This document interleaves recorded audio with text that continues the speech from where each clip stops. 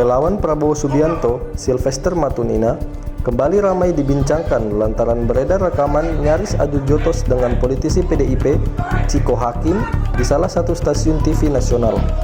Padahal beberapa menit sebelumnya, ia ketahuan ribut dengan akademisi Rocky Gerung. Momen itu tak lama setelah Sylvester cekcok dengan Rocky di acara debat yang sama. Momen chaos terjadi saat jeda iklan disaksikan puluhan mahasiswa. Video keributan itu beredar di media sosial pada Rabu 4 September 2024 petang dan telah dibagikan berulang kali di berbagai platform media sosial. Melalui akun X Twitter pribadinya, Chiko Hakim mengatakan permasalahan tersebut telah diselesaikan. Dalam video itu, terlihat Chiko hendak menghampiri Sylvester, tampak ditahan sejumlah security dan kru televisi.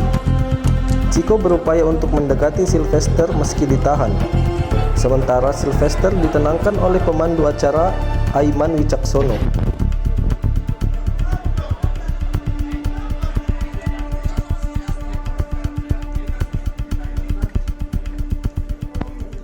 Download Tribun X sekarang, menghadirkan lokal menjadi Indonesia.